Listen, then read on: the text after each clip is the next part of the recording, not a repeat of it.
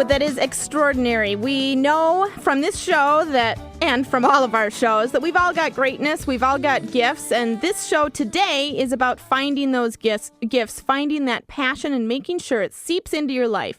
Every week we feature a Get Real Girl of the Week, and today's Get Real Girl of the Week, Megan, emailed us from Australia. We're going international, ladies.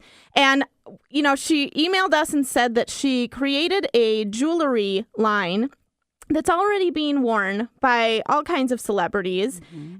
We had to have her on. And you can see her picture actually with Oprah. So we want to hear about that, too. Welcome to the show, Megan.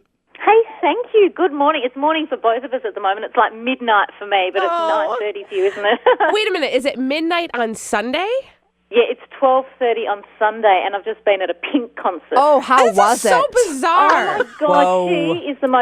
She is second to Oprah for me now. She's like my new inspiration. She's awesome. Wow. Yeah, talk about being in connection with your gifts. Oh, well, what I've always done is if you can follow something that you love doing, like I always used to love drawing and painting and, jewelry making. And my grandfather's actually a real jeweler, like a diamond jeweler and all that sort of stuff. So I guess that was in the blood a little bit.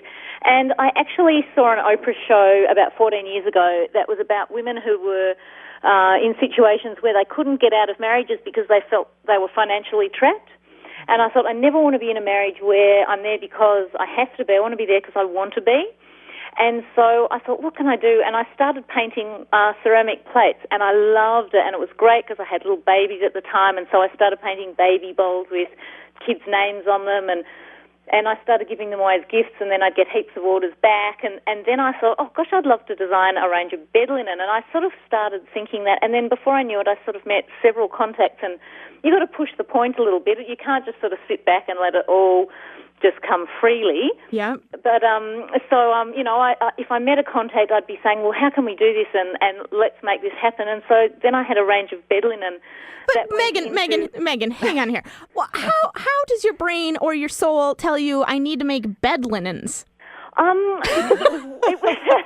it was all colourful stuff, and I thought that bed linen was what suited my style of painting. Huh. I didn't think, because it's fairly simple, like flat colour and all that sort of thing, and I didn't think it would lend itself, well, not on many people's houses on the wall, so I thought that would be a mass way and it would be fun to do bed linen, and at that stage it was when that colourful stuff was really the big thing. Yeah. Mm-hmm. And so, yeah, I did that, and then, I don't know, what brought me into jewellery, I've always loved it, and I actually always thought I would find it a little bit tedious, but once I started, I couldn't stop. And I just love it. So it started out with just buying a few little cheap beads, just little ones and messing around and just going to a bead shop and asking them to teach me how to put catches on and all that sort of stuff.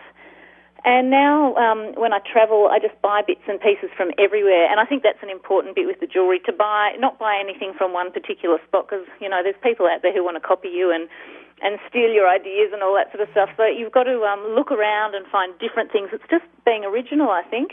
And now they're worn by celebrities around the globe, which is so awesome. cool. That amazes even me. Like, I love it. I met Terry Hatcher. I won this mad prize. I'm a bit crazy. I won this mad prize on a radio station, funnily enough. Huh.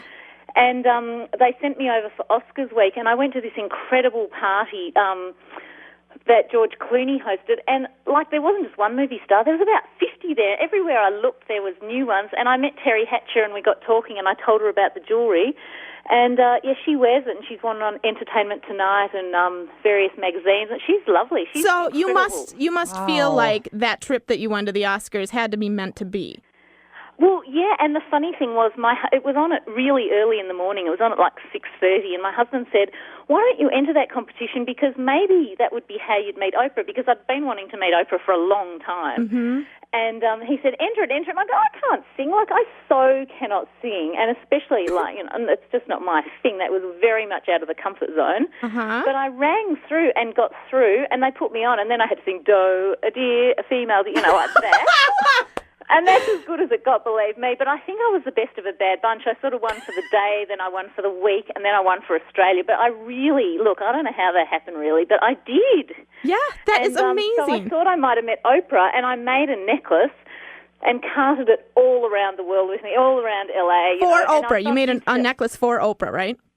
I have made a necklace for Oprah, and look, I think I saw it on her when I was just in the States recently in January, and the news flashed on, and she was in South Africa, and I looked at her on the television, and she had this beaded necklace on, and I thought, oh, that's good, she does wear beads. Maybe she really did like my necklace, because I had to send it after that. And so then I looked at it, and I saw all these charms on the bottom, and I go, oh, my God, is that my necklace? And before I could really capture if it was or not, it had gone off, and I'll tell you, I have Googled everything to try and find that piece of footage to see if it was mine or not, but I can't find it. Ooh, I know how to do that. So I'll connect with you after the show, okay? Really? Yep. Oh, wow. Oh, you're a champion. That is amazing. But she's amazing. She's just an inspirational woman in herself, isn't she, Oprah? Oh, well, my she gosh. is, but Megan, oh, my goodness. So you are you. too. I mean, really, you're making me not want to just sit on my Kentuckus for the rest of the day. I didn't want to get up and do. When I was an exchange student in Minneapolis 20 years ago at Hopkins High School. Yeah, that is so funny that, she emails us from Australia. Right. Yeah. I know, and I love Minnesota. I've got a beautiful family there, the Bauer family, and Marion's an amazing writer, children's author. And I had this incredible little network of friends. But you know what I learnt the most from being in America is that Americans aren't afraid to say what they're good at. And in Australia, you know, someone might say, oh, you're good at tennis, and you might go, I'm all right, and you might be fantastic, but no one ever sort of says it. And in America, they're not afraid of saying, yeah, I am good at tennis, and, you know, let's have a hit. So I sort of learnt to push myself forward a little bit more than, you know, a normal Australian here would, and I think that was probably my biggest lesson from being there. Mm-hmm.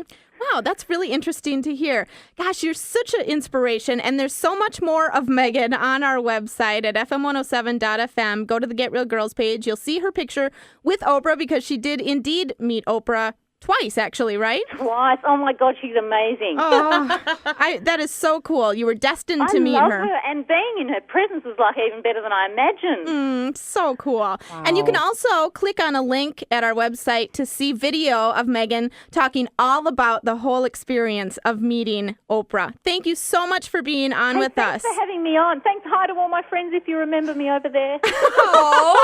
They'll remember you, Megan. We'll send you an FM 107 t-shirt and sweatshirt just to commemorate. Great. I will wear that with pride. Yay, with your jewels. Yeah, excellent. I'll send you a picture.